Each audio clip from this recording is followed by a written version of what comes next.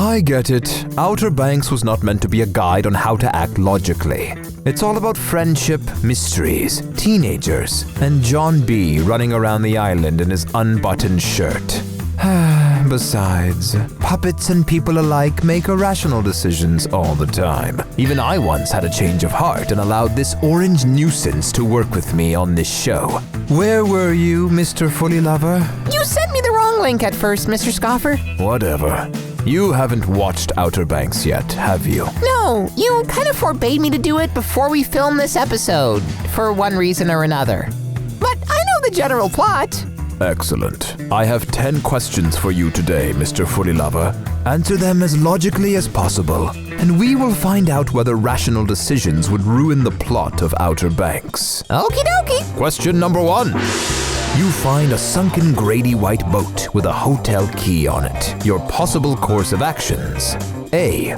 Tell the police there is a sunken boat. Repeat that as many times as necessary until they get the message. Then show its location.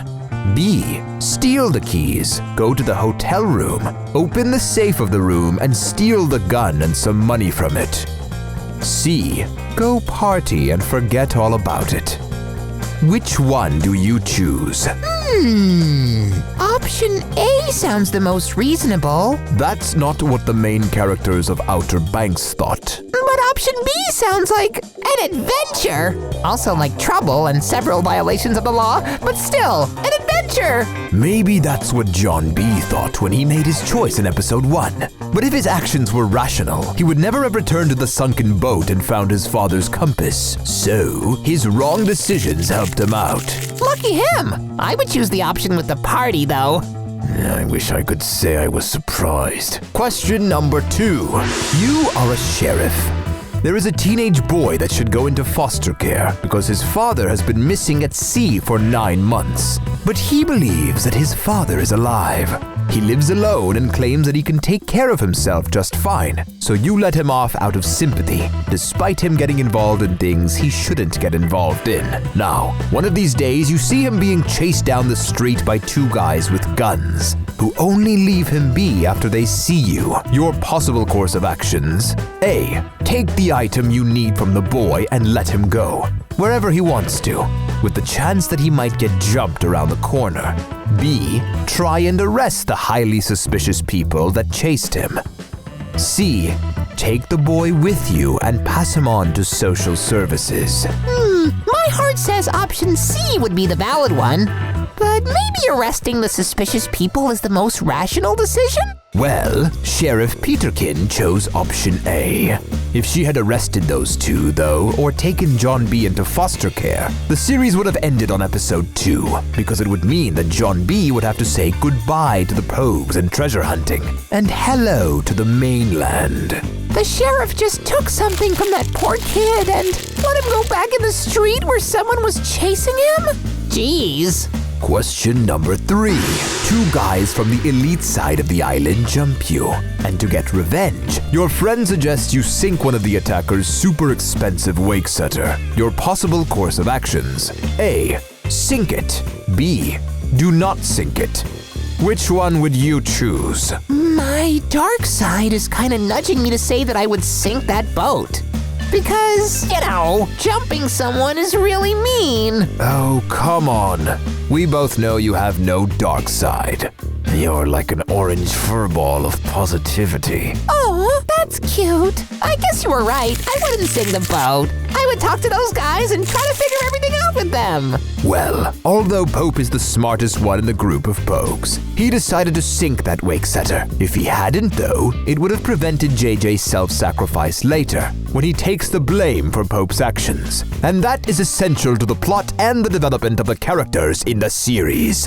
Even smart guys act on impulse sometimes. Question 4. You are a minor who lives on his own for a while. The social worker comes for you to take you into foster care. Your possible course of actions. A.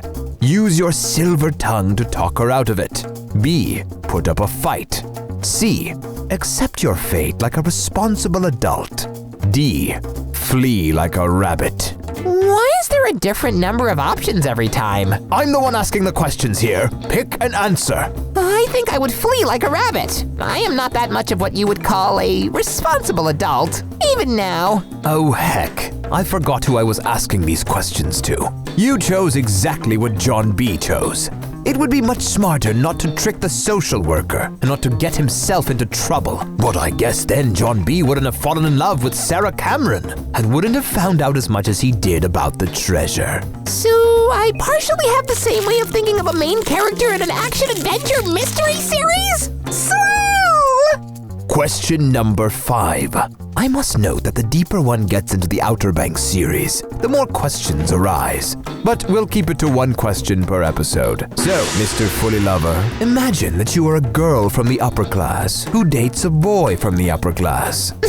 Now, that requires lots of imagination. Because it's hard for you to imagine dating someone?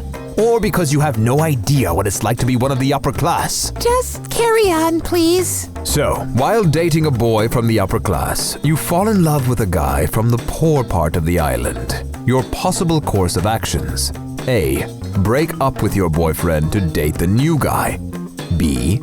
Kiss the new guy behind your boyfriend's back. Cheating is always a bad choice, isn't it? Not in this series.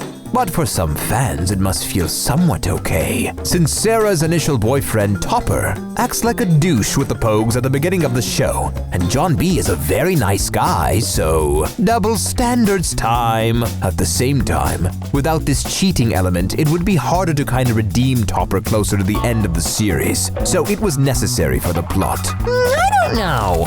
Breakups are hard even when no one cheats on you. I would try and be nice and rational if I was Sarah. Question number 6. So, there are rumors that there is a crazy old murderer living on the island. And there is a slight possibility that the treasure that you've been seeking this whole time is somewhere under this murderer's house. Your possible course of action: I would go for it and get the treasure.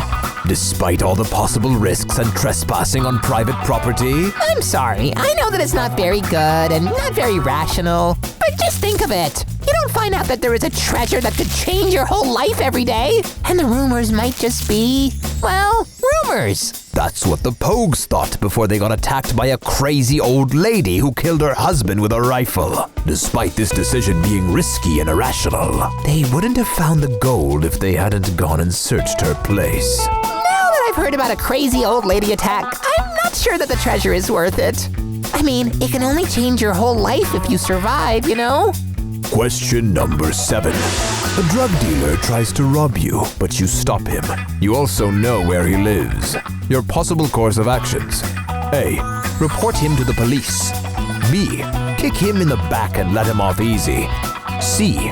Rob his house. Please don't tell me that the main characters of Outer Banks robbed the drug dealer after he tried to rob them. Most of them were against it, but JJ wanted to impress his father so much by giving him money to pay for the restitution of the boat him and Pope drowned back in episode 3, that he robbed the drug dealer.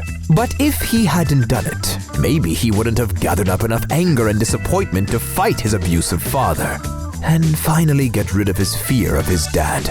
I think reporting both the abuse and the drug dealer to the police would kind of be a better choice. But hey, I think it might be hard to think like that for someone like JJ. It sounds like he had a rough life. Question number 8. Imagine that you are a researcher that dedicated 2 decades of your life to finding a legendary treasure. In the end of your research, you find a partner who supports you financially on your quest. Now, you know that he is a greedy man. So, you find the treasure, and you and your partner are alone in the open sea. And you decide that you should share the gold 80-20, with him getting the lesser part. The thing is that this whole time, your partner thought you divided 50-50. Your possible course of actions: A. You tell him about it right there, in the middle of the sea, with no witnesses. B. You wait until you get back to safety on land with plenty of people, and then tell him your conditions, calmly and politely. Why not just split the gold 50-50? It sounds kind of fair. I mean, without the means of the partner, the researcher wouldn't have been able to locate the gold, right? Why do you have to ruin my perfect test? The rational decision was to wait until you both get back to land safely. John B's father didn't think of that, and that's why he got injured and thrown into the open sea. If he had acted more cautiously, his son wouldn't have had to live alone and search for the treasure on his own, hoping to see his father again. A single rational decision, and so many losses could have been prevented. As well as the gains, though. Question number 9. You are framed for murder. You get caught in a trap, and your girlfriend's ex guards you. She cheated on him with you. Your conversation options: A. Apologize to him for what's happened and explain that you're innocent. B. Small talk about things like what the weather's gonna be tomorrow. C. Talk about how awesome it is to be in love with his ex-girlfriend. If you apologize and accept responsibility for your actions, that guy might actually listen to you. So, option A sounds like the best decision? Indeed it does. But John B just goes on and on about how awesome it is to be with Sarah, while Topper is standing behind the door, having to listen to all of this. Oh, that sounds quite cruel. You bet. But if John B had been rational in this situation, maybe Topper would never have realized just how much Sarah loves John B and wouldn't have helped them out later by saving them from the police. It looks like most of the irrational decisions are rewarded in this show. No wonder. Following your heart never hurt anybody. Too badly. Question number 10. You get hunted down by the police for a murder you didn't commit, but you have a witness to your innocence. Now, what do you think would be the wise solution to the problem, your possible course of actions? A. Escape straight into the storm on a stolen boat with your girlfriend, which definitely means death for both of you. B. Allow the police to catch you and explain what actually happened. Oh, come on. It's hard to make a wrong decision in this situation. Of course it's a priority to stay alive. And if you have a witness who can prove your innocence, it's only a matter of time until you're free. Well, John B preferred to choose certain death. Of course, both he and Sarah miraculously escaped in the end, but they didn't know for sure that they would survive the storm, and couldn't predict that a fishing boat would save them. I guess the creators of the show didn't see any other way to prolong the show in an exciting way, other than providing the main characters with Deus Ex Machina. And it's quite disappointing to realize that if the characters would just add a little logic to their decisions, most parts of the Outer Banks plot just wouldn't be possible. What's worse, these bad decisions could easily be avoided in most cases. It's not like heroes can only choose between bad and worst.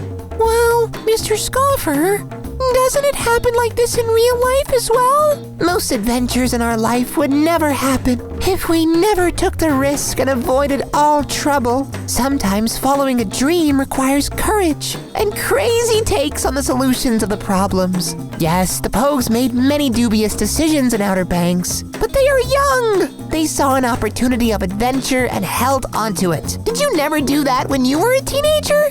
No, I've remained rational throughout my whole life. Do you have any pictures left from your teenage years? No, and even if I had some, I wouldn't show them to you.